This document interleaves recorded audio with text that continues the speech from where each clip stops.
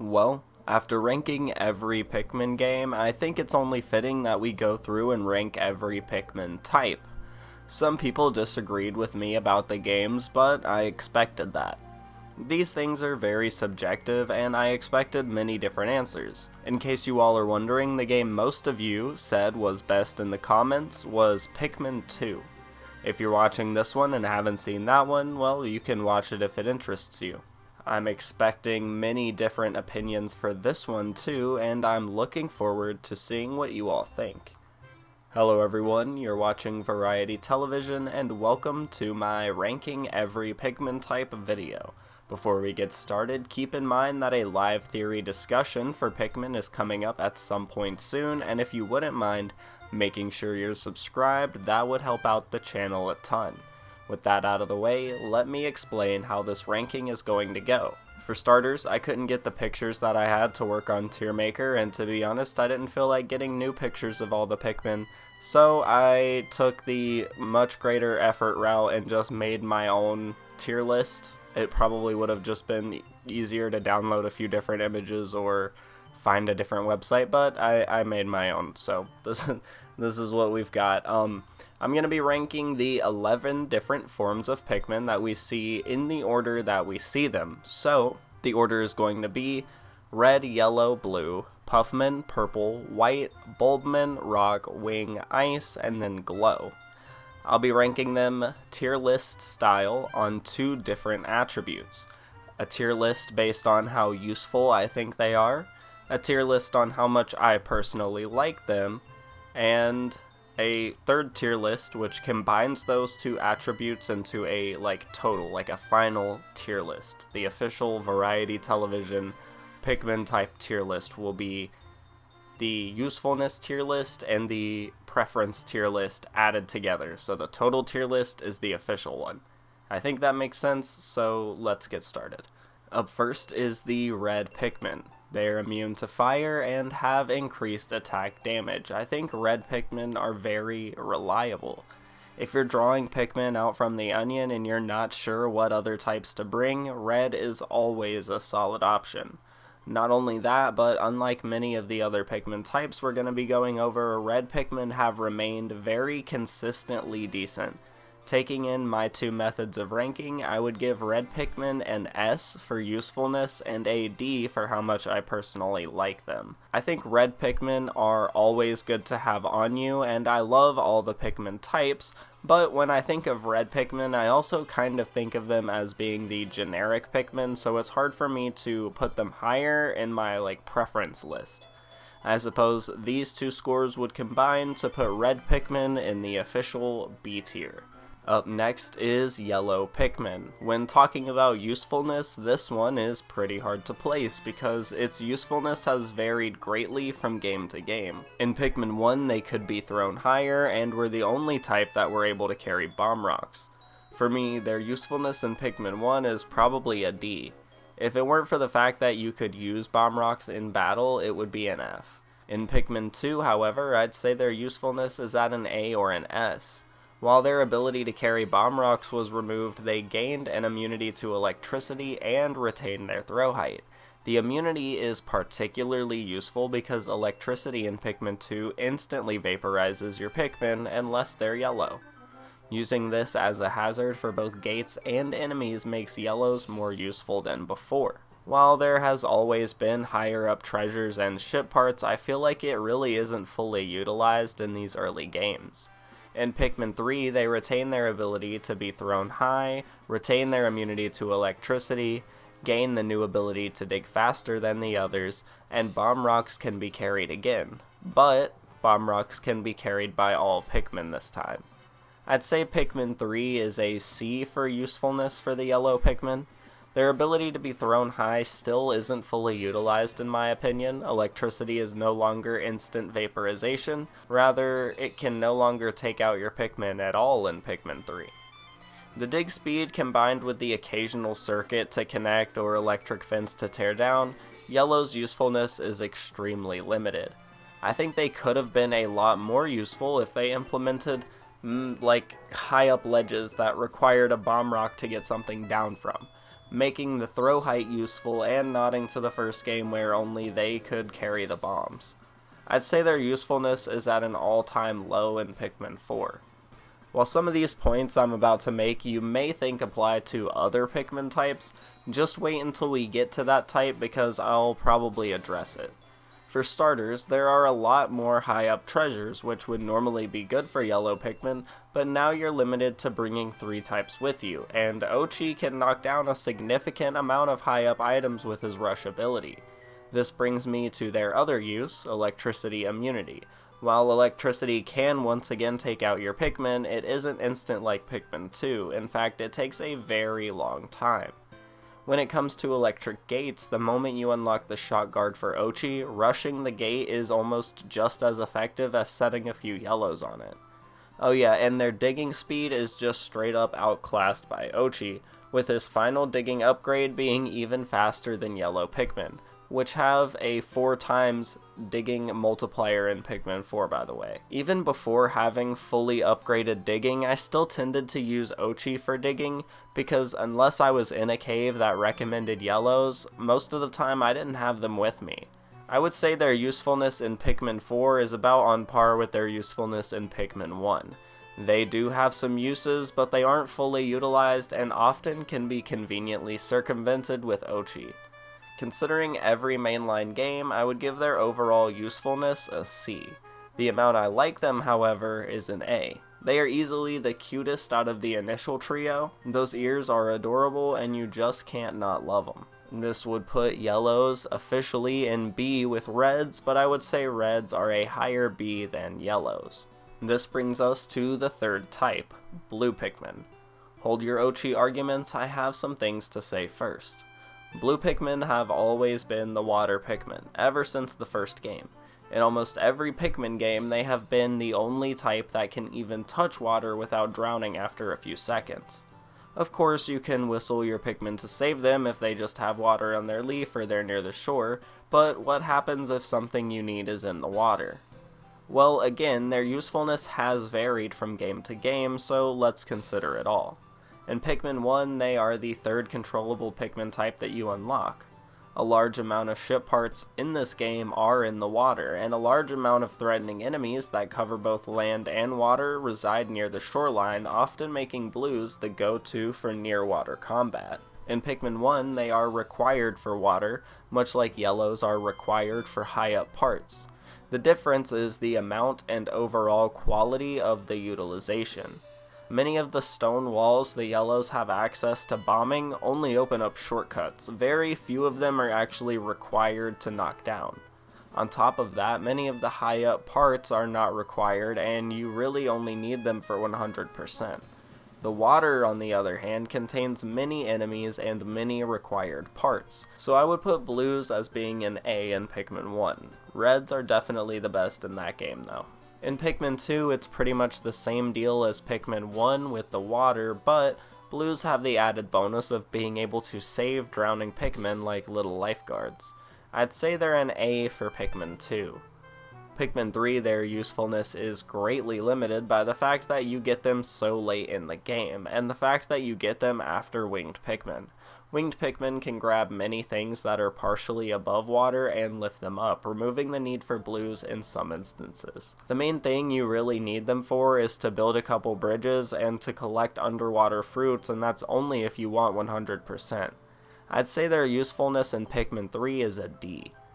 Pikmin 4 is the one that I feel most people disagree with me on, as so many people still argue that Ice and Ochi make blue Pikmin irrelevant. Before and after playing the game, I still totally disagree, and I think blue Pikmin are more useful than they've ever been in Pikmin 4. Large amounts of many different areas are underwater or underneath active sprinklers.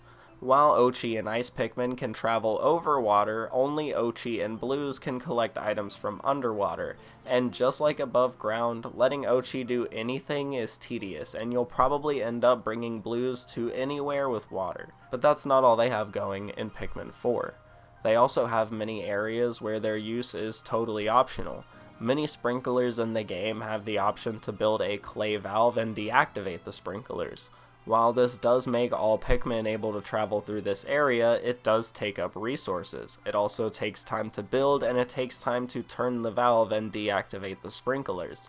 But you have the option to totally ignore the valves and just run through with your blue Pikmin and Ochi. Ice Pikmin can't go through these sprinklers because while they float on water, they can still drown. This makes blue Pikmin most useful in these situations, and also some of the valves are past sprinklers, meaning you would need blue Pikmin to deactivate those sprinklers in the first place. Unlocking blue Pikmin in the first area of the game also stops them from being so outclassed by the winged Pikmin, and the amount of water enemies that now jump out of the water or shoot water, it's a bit more dangerous to traverse the water with winged Pikmin flying overhead, further balancing that interaction. I'd say it's an A as far as usefulness in Pikmin 4. Overall usefulness is 3 A's and a D, so I think that puts them at a B for overall usefulness and a B for how much I like them, putting them in B beneath red and yellow. Next up we have the Puffmin. They've only appeared in Pikmin 1 as far as I'm aware, and their usefulness is next to none, unless you want your squad wiped out or you want to see Olimar get taken out by Pikmin, because these little guys are hostile. You can't control them, and most of the time Pikmin that are turned into Puffmin don't survive the process and must be taken out or they'll just die on their own after a while. There are cases where you can save them, but it's rare and sometimes it involves glitches and stuff. Overall, their usefulness has to be an F. However, I do like them quite a bit. They are one of my absolute favorites, so it's S tier for how much I like them. This means they are the first types to go into the official C tier. Next up, the fifth type, Purple Pikmin. In the game they are introduced in, Pikmin 2, they are arguably the best type in the game. Not only can they carry the amount of 10 Pikmin, they weigh 10 Pikmin, which is useful for crushing paper bag gates and for weight-based puzzles. On top of this, they have the fastest dig speed in Pikmin 2, which is 2 times the dig speed, while Reds are 1.5 dig speed and the rest are 1 times dig speed. They also do the most damage and have an incredible stun ability that activates when they are thrown, meaning rapidly throwing purples is typically a surefire way to defeat any enemies before they even know what happened. And if they do know what's happening, the stun is making sure they do nothing about it. Pikmin 2's Purple Pikmin get an S tier for usefulness. Pikmin 3, however, totally destroyed purples by removing the stun completely and setting them aside to challenge modes. These Pikmin are slow, so they're not great for collecting treasure under a time limit, and the stun and damage is pretty much gone in this game, so they aren't particularly good at fighting either. In Pikmin 3, they are just slow Pikmin with a carry weight of 10. It's an F. Pikmin 4 balances them pretty well though. They aren't broken immediately like Pikmin 2 because until you beat the Sage Leaf Trials and earn the Onion, your numbers are pretty limited. I think the Candy Pop flowers respawn every day, but imagine how grindy it would be to convert 10 Pikmin at a time every day, returning to the same area and cave and waiting through all those load screens until you have 100 purples. It's just too tedious for most people, and since their stun is back from Pikmin 2, this makes them very valuable. Their combat and carry strength is a huge win, and when flowered they are significantly faster in Pikmin 4, so the slowness is solved too, making them more useful in timed Dundori challenges. I'd say it's an S for usefulness in Pikmin 4. That's 2 S's and 1 F, making this guy an A for overall usefulness and an A for how much I personally like it, putting purples as the first official type in the A tier. Next up is the white Pikmin. This is type number 6. Introduced in Pikmin 2, they had many abilities. They were immune to poison, could locate underground objects, they were very fast at running and carrying, and they themselves were poisonous, dealing massive damage when eaten by enemies. Poison hazards do exist, as poison gas vents and poison gates, meaning white Pikmin were needed for those areas, but other than that, their usefulness was pretty optional. If you wanted something carried quickly, they could do that, but it's not really required. If you want to 100% the game, their underground detection is useful, but I'm not sure if you actually need it to beat the game or not. And letting them get eaten is probably bad because of limited numbers and the fact that it's tedious to farm these guys. I'd say usefulness in Pikmin 2 is probably a D. In Pikmin 3, they, like Purples, are relegated to challenge modes, but unlike Purples, they are perfect for this. Their speedy carrying makes them very useful in timed treasure collection, and if you need to take out enemies quickly and defeat enemies challenges, letting them get eaten is a plausible strategy because these Pikmin don't carry over and you probably won't need them to carry any treasure, you just have to defeat enemies. For challenge modes, they're an S, but because they aren't featured in the main game, I'll have to discount that down to a B. In Pikmin 4, their usefulness is much greater than ever before. While underground item detection is gone, the amount of poison hazards, specifically enemies, that these little guys excel at taking out is greatly increased. Moldy bulborbs and slooches make white Pikmin an excellent bring to many of Pikmin 4's caves. Again, the speed thing is optional in the main game, mostly if you want to be efficient, but in Dandori modes, it's just as useful as Pikmin 3's challenges. However, all of the poison hazards can be counteracted by Ochi, meaning many of these great things go away the moment Ochi gets Sniff Saver. I'd have to give them a C for Pikmin 4. I was considering giving them a D, but since the Dandori modes do play into the main game, I decided to bump it up one notch since their speed is still useful. D, B, and C average out to C, and as for how much I like them, well, they are one of my favorite 3 types, so it's an S for that category. An overall C for usefulness and an S for personal preference would put white in either A below purples or B above reds, but to avoid being too biased, I'll put them in B above reds. Next up are the Bulbmin. They're only available in Pikmin 2. These little fellas are extremely useful. They are fully immune to all hazards, that's fire, water, electricity, poison, you name it, and the Bulbmin can handle it. They are truly the problem solvers of Pikmin 2, but they have a major problem of their own.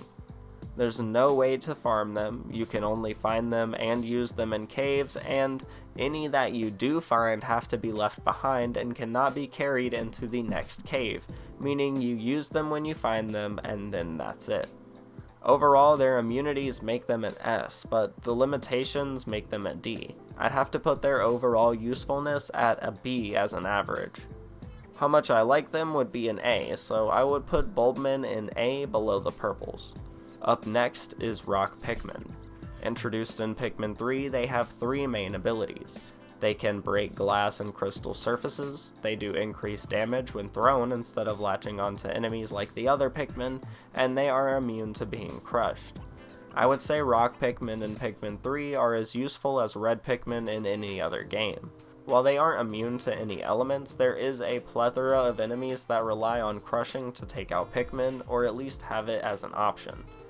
Using rocks for combat is just as viable as reds, honestly, because if you continuously throw them, the increased throw damage can erase enemies very quickly. Basically, you just become a rock slinging machine that deals massive damage to most enemies and can also clear out crystal walls.